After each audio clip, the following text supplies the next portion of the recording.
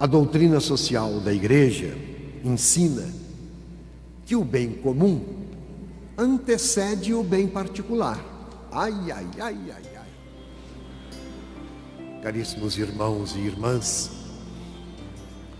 a palavra de Deus hoje, mais uma vez, é tão provocadora. E quando ouvimos estas questões ligadas à nossa vida, a maneira como administramos a nossa vida e os nossos bens, tendemos a pensar no outro, naquele que tem mais do que nós, naquele que se distingue pela quantidade e riqueza dos seus bens. Mas não é uma boa atitude esta. No pouco ou no muito, podemos ser vaidosos. Vaidade das vaidades. Tudo é vaidade. Tudo é transitório. E sabemos disso. Mas nem sempre dirigimos a nossa vida conscientes de verdade sobre esta palavra que Deus nos diz de uma maneira tão clara. Seremos julgados pelo amor que praticamos. Nunca se esqueça disso. Seremos julgados pelo amor que praticamos. Sim, a transitoriedade da vida é o que a palavra nos recorda, mas não é para nos alienar do mundo, viu? Como se nada no mundo fosse importante e tudo fosse desprezível. A criação é dom de Deus. A criação é de Deus. E Ele mesmo, quando criou o céu, a terra, e nos criou no mundo, ao final da criação, a sua exclamação: Ele viu que tudo era bom. Sim, tudo que Deus criou é bom. E é para o nosso deleite. E é para a nossa vida. Ele nos ama e quer que vivamos abundantemente. Este é o desejo de Deus. Porém, a palavra nos aponta o limite, a importância e a necessidade do desapego. Por isso, a bem-aventurança quer dizer a felicidade numa vida simples, sem orgulho, pobre de vaidades. É este o sentido da palavra. E veja, que convite oportuno na segunda leitura nós ouvimos. Nós que vivemos imersos num mundo secularizado, no relativismo, no hedonismo. Mundo secularizado é um mundo sem Deus. O relativismo é quando tudo depende da minha subjetividade. Tudo depende do meu querer. Eu sou a medida de todas as coisas. Ou o hedonismo, prazer pelo prazer. Não o prazer que gera vida, mas o prazer que escraviza. Este é o mundo que vivemos. Então, diante deste mundo imersos que estamos, nesses limites todos, a segunda leitura nos convida: buscai as coisas do alto. Não fique preso às quimeras. Não se apequene olhando para baixo. Deus não pensa em nós para uma vida pequena. Busquemos as coisas do alto, quer dizer, o modelo do cristão é Cristo. Então, amar como Jesus amou, sentir como Ele sentiu, viver como Ele viveu. Isto faz a diferença. Eu digo, quem vive e conforma a sua vida em Cristo, tem uma ética própria. Segundo a ética cristã, vive a bondade e a partilha. Esse vai ser o jeito de viver e de se relacionar no mundo.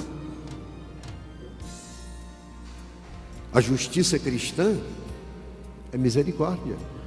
Entende como é tudo diferente? O direito, segundo o Evangelho, é amor sem limites.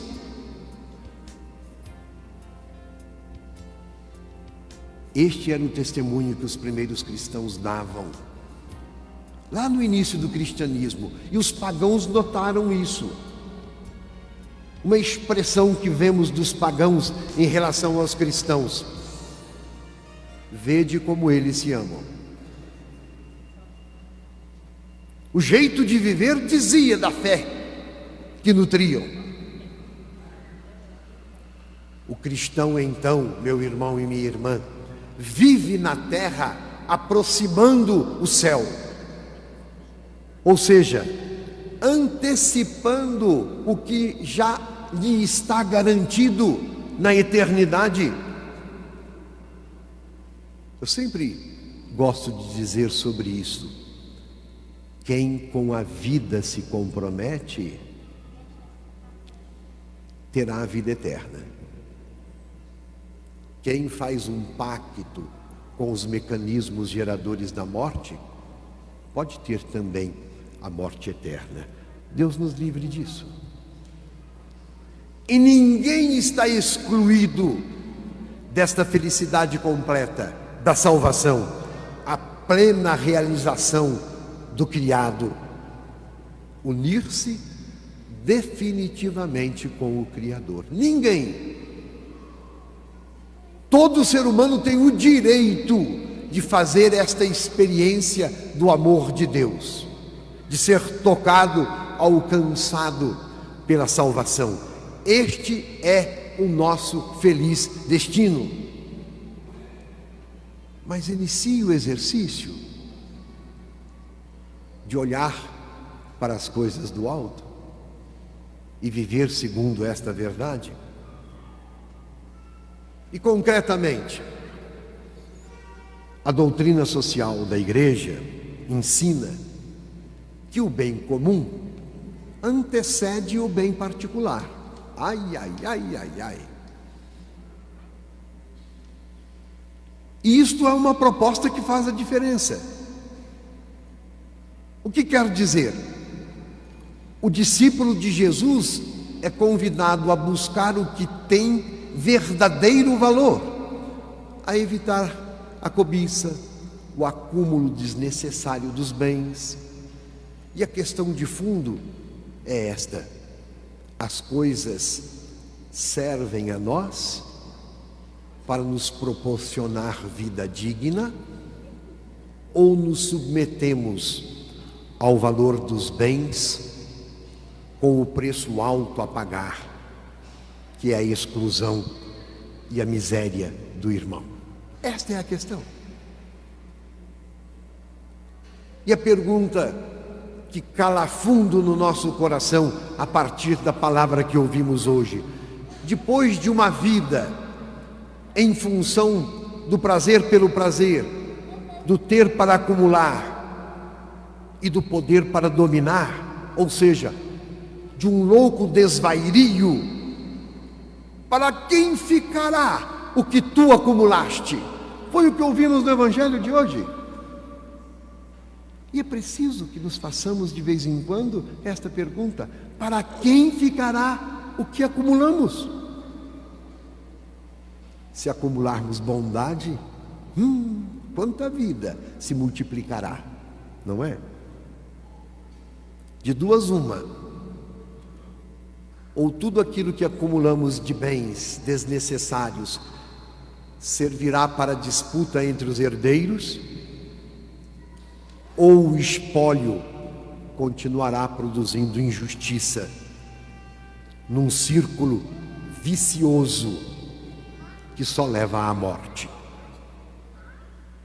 Pensemos nisso tudo, com os olhos voltados para o alto. É tempo, meu irmão e minha irmã, é tempo, no pouco ou no muito, de romper com a idolatria do dinheiro. É tempo.